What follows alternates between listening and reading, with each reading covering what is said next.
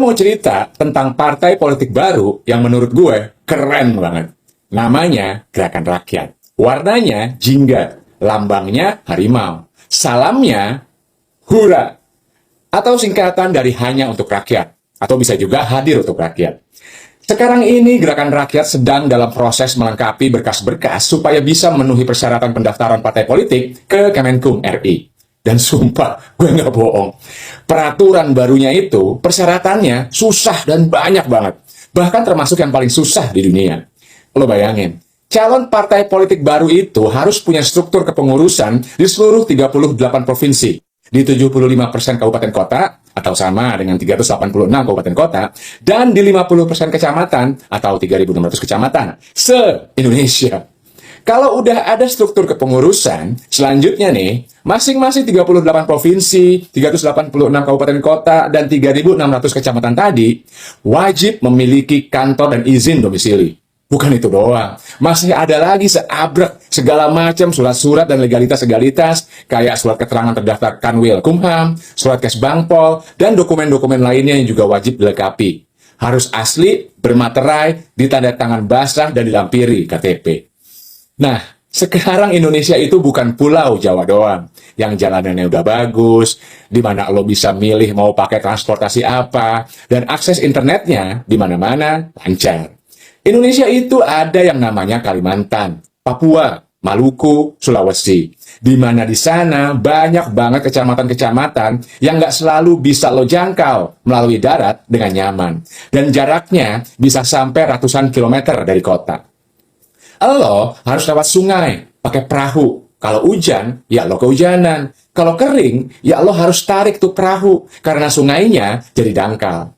Akses internet, ya itu tergantung sama amal ibadah dan nasib lo aja. Kadang dapat, lebih sering enggak. Jangan harap juga bisa ketemu sama yang namanya Indomaret, karena buat makan aja di jalan, lo harus siapin bekal sendiri. Nah, di medan-medan yang sesulit itulah, teman-teman Gerakan Rakyat harus melengkapi segala macam persyaratan tadi. Dan alhamdulillah, sebagian besar provinsi sudah 100% lengkap, dan sebagian lagi menyusul gak lama lagi. Mungkin kalian mikir, terus apa hebatnya? Asal punya duit juga pasti jadi partainya. Ya mungkin itu benar, tapi disinilah istimewanya Gerakan Rakyat. Karena kami gak punya uang. Sumber dana operasional kami itu cuma dari iuran dan sumbangan sukarela. Gerakan Rakyat nggak punya bohir atau oligarki yang modalin. Nggak ada tuh anak mantan presiden di Gerakan Rakyat. Gerakan Rakyat itu partainya orang biasa, bukan partai milik keluarga. Gue saksinya bahwa nggak ada satupun daerah yang dibentuk oleh kucuran dana dari pusat. Gerakan Rakyat di seluruh Indonesia itu bisa terbentuk karena dipersatukan oleh ketokohan Anies Baswedan, digerakkan oleh kepemimpinan Ketum Syahrin Hamid, dan dibentuk oleh rakyat biasa. Kami di Gerakan Rakyat yakin bahwa kalau rakyat yang bergerak, maka apapun bisa terwujud. Gak bisa dong cuman ngomong, pokoknya ada, terus tahu-tahu jadi tuh partai. Nah, kalau kalian setuju Gerakan Rakyat itu keren, ya jangan cuma nulis di kolom komentar doang. Yuk sini, gabung sama Gerakan Rakyat. Kita keren bareng-bareng. Salam Gerakan Rakyat. Untuk sebuah bangsa untuk maju, maka yang menentukan bangsa ini semua maju bukan mereka yang kecepatannya paling tinggi, bukan. Bapak Ibu sekalian pernah lihat kereta kuda? Kereta kuda yang kudanya itu 6. Ada yang kereta kuda 6? Yang menentukan kecepatan kereta kuda itu bukan kuda yang paling cepat. Yang menentukan kecepatan kereta kuda itu adalah kuda yang paling lambat. Jadi kalau ada 6 kuda, 5 kuda bisa kecepatan 40 km per jam, 1 kuda kecepatannya hanya 20 km per jam, apa yang terjadi? Semua jalan kecepatan 20 km. Semua jalan kecepatan 20 km. Karena ini satu rangkaian ini. Tidak bisa, ada bangsa kita begitu. Sebuah bangsa kalau mau maju tidak bisa hanya sebagian yang sekolah, harus semua. Ini PR besar. PR besar. Kalau kita bicara Indonesia, paling sederhana begini, ada SD, SMP, SMA. Mulainya sebelum sampai SD namanya jumlah bayi lahir. Nah, bayi lahir itu 100%. 100% seperangkatan, 100%. Umur 6 tahun masuk sekolah. Yang masuk sekolah 98%. Oke, 2 itu sudah off. Oke, 2%. Masuk kemudian ke SMP. Angkanya jadi 81%. Oke, udah 19% hilang dari sekolah. Masuk ke SMA 64%. 36% nggak masuk. Bentuknya seperti ini, seperti piramid. Selama kita bentuknya seperti ini, maka pendidikan lewat sekolah kita tidak akan bisa mengubah bangsa kita. Selama bentuknya seperti piramid, ini harus diubah sedikit begini nih, supaya jumlah bangku SD sama dengan bangku SMP sama dengan bangku SMA. Nah, kalau itu sama, jalan tuh. Pertanyaan, apakah Surabaya angkanya sudah sama? Jumlah bangku SD, bangku SMP, bangku SMA. Kalau belum, berarti kita belum berniat menggerklahkan setiap anak kita. Semua kabupaten kota se-Indonesia sudah sama ini. Wih, kita ketemu kenyataan yang luar biasa. Masih begini. Dan kadang-kadang curang sekali. Apa efeknya kalau seperti itu? Efeknya, kita sering bicara tentang kualitas pendidikan, kualitas sekolah, betul ya? Nah, yang nggak sekolah kita bicarakannya di mana? Baru kita bicara tentang sekolah, kualitas sekolah.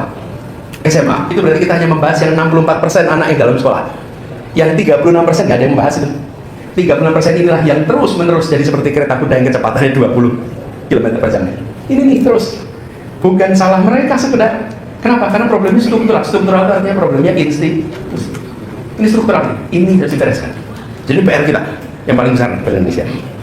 Tapi itu urusannya pemerintah. Bapak-bapak di sini bukan pemerintah. Panjenengan cukup menuntut pemerintah. Menuntut pemerintah. Boleh, kita boleh menuntut. Bukan pemerintah kok. Menuntut kenapa? Karena kita bayar pajak. Karena kita bayar pajak, kita berhak menuntut dan kita berhak untuk mengkritik. Berhak untuk meminta pemerintah menyelenggarakan. Karena kita ikut nyumbang atas proses ini.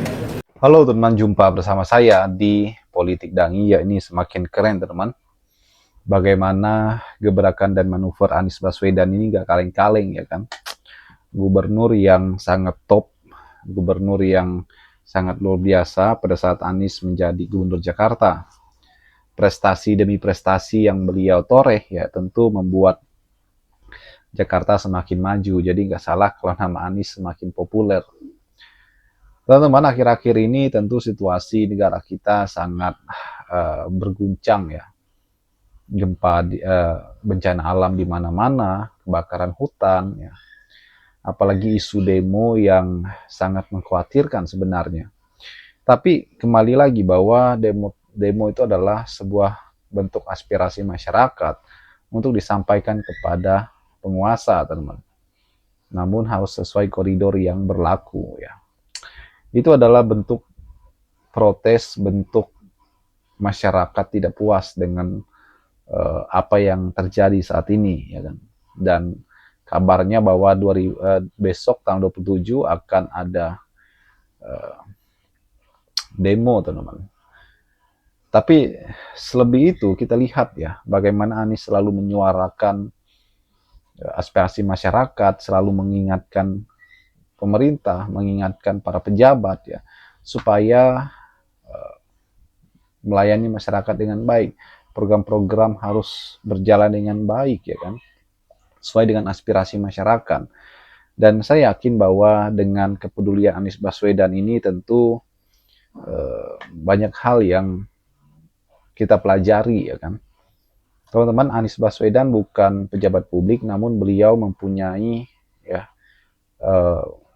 organisasi sosial yaitu bernama Aksi Bersama yang membangun jembatan untuk warga, teman-teman.